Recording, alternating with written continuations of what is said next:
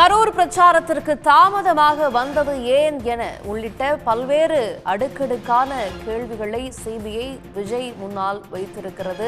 விஜயிடம் கிடுக்குப்பிடி விசாரணையை சிபிஐ எடுத்து வைத்திருக்கிறது. விவரங்களோடு நமது சிறப்பு செய்தியாளர் ராமகிருஷ்ணன் இணைந்திருக்கிறார். ராமகிருஷ்ணன், விஜயிடம் என்னென்ன மாதிரியான கேள்விகளை எல்லாம் சிபிஐ தரப்பு முன்வைத்திருப்பதாக தகவல்கள் கிடைக்கப்பெற்றிருக்கிறது?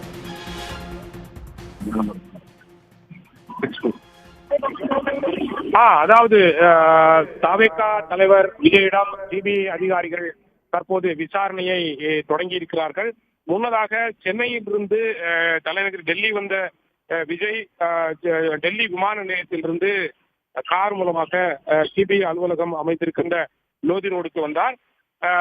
சரியாக 11:30 மணிக்கு அவரது கார் சிபிஐ அலுவலகத்துக்கு வந்தது.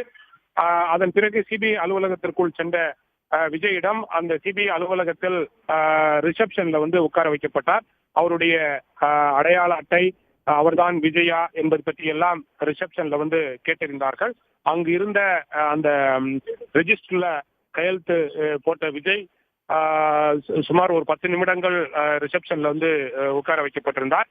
அதற்கு பிறகு சிபிஐ அதிகாரிகள் அவரை அங்கிருந்து அழைத்து அந்த சிபிஐ அலுவலகத்தினுடைய முதல் மாடிக்கு அழைத்து செல்லப்பட்டார் விஜய். அங்கு அவரை தற்போது சிபிஐ அதிகாரிகள் விசாரணை நடத்தி கொண்டிருக்கிறார்கள். விசாரணையை பொறுத்தவரையில் ஏற்கனவே தவேகவினுடைய கட்சியை சார்ந்த நிர்வாகிகள் குஷி ஆனந்த், அதே போன்று ஆதவ் அர்ஜுனா உள்ளிட்டவரிடம் விசாரணை நடத்திய அதிகாரிகள் குழுதான் விஜயிடமும் விசாரணையை தற்போது துவங்கி இருக்கிறது. சுமார் 20 நிமிடங்களுக்கு மேலாக இந்த விசாரணை என்பது நடைபெற்று கொண்டிருக்கிறது. முழுமையாக கடந்த செப்டம்பர் 27ஆம் தேதி விஜயினுடைய பொதுக்கூட்டத்தில் என்ன நடந்தது என்பது பற்றிய முழு விவரங்களையும் முதலில் அவரிடம் கேட்டு அறிந்திருக்கிறார்கள் சிபிஐ அதிகாரிகள். அதை தொடர்ந்து அன்றைய தினம் எத்தனை மணிக்கு நீங்கள் வருவதாக அந்த பொதுக்கூட்டத்திற்கு இருந்தது, ஆனால் எத்தனை மணிக்கு நீங்கள் வந்தீர்கள், பொதுக்கூட்டத்திற்கு நீங்கள் காலதாமதமாக வந்ததன் காரணமாகத்தான் இது போன்ற ஒரு கூட்ட நெரிசல் ஏற்பட்டிருக்கிறது.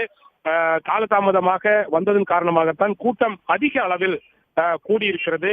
இதன் காரணமாகத்தான் அங்க கூட்ட நெரிசல் ஏற்பட்டு இது போன்ற ஒரு சம்பவம் நிலவி இருக்கிறது.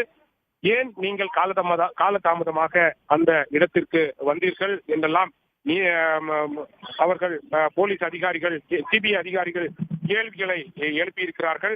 இது மட்டுமல்லாமல் விஜயிடம் நடத்தப்படும் அனைத்து விசாரணைகளையும் முதல்ல வாய்மொழியாக கேட்டுவிட்டு அதன் பிறகு எழுத்துப்பூர்வமாகவும் அவரிடம் எழுதி கையெழுத்தை வாங்குவதுதான் சிபிஐ அதிகாரிகளுடைய திட்டமாக இருக்கிறது. மேலும் பிரச்சாரம் நடந்து கொண்டிருக்கும் பொழுது சிலர் மயக்கம் அடைந்ததையும் நீங்கள் பார்த்திருக்கிறீர்கள். அப்போது நீங்கள் என்ன நடவடிக்கைகள் எடுத்தீர்கள், உங்களுடைய மனநிலை எவ்வாறு இருந்தது, ஏன் இவ்வாறு ஏராளமானவர்கள் நீங்கள் பிரச்சாரம் செய்து கொண்டிருந்த போதே மயங்கும் நிலையில் இருந்திருக்கிறார்கள், மயங்கி விழுந்திருக்கிறார்கள், அப்போதும் அதை பொருட்படுத்தாமல் நீங்கள் எப்படி அங்கிருந்து சென்றீர்கள் என்பது பற்றியெல்லாம் விஜயிடம் கேள்விகளை எழுப்பியிருக்கிறார்கள்.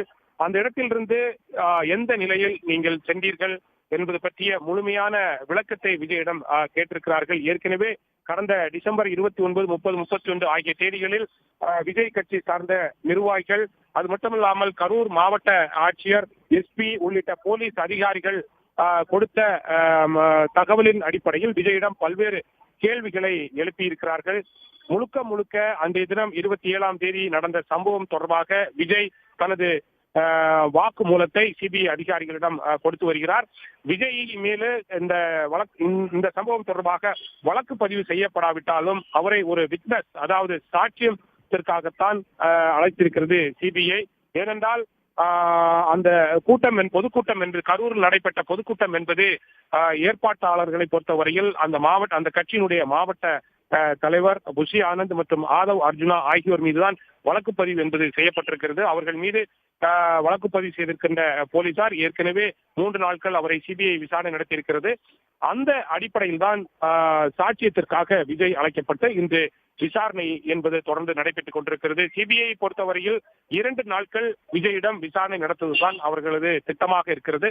முதல் நாளான விசாரணையின் போது அவர் கொடுக்கும் அந்த பதிலை பொறுத்துதான் நாளையும் இந்த விசாரணையை தொடர்ந்து விஜயிடம் நடத்த வேண்டுமா என்பது பற்றிய முடிவுகளை சிபிஐ அதிகாரிகள் எடுப்பார்கள். ஆனால் ஒட்டுமொத்தமாக கூற வேண்டும் என்றால் நாளையும் விஜயிடம் விசாரணை தொடர்ந்து நடைபெறும் என்றுதான் எதிர்பார்க்கப்படுகிறது. உடனுக்குடன் செய்திகளை தெரிந்து கொள்ள சன் நியூஸ் பெல் ஐகானை கிளிக் பண்ணுங்க.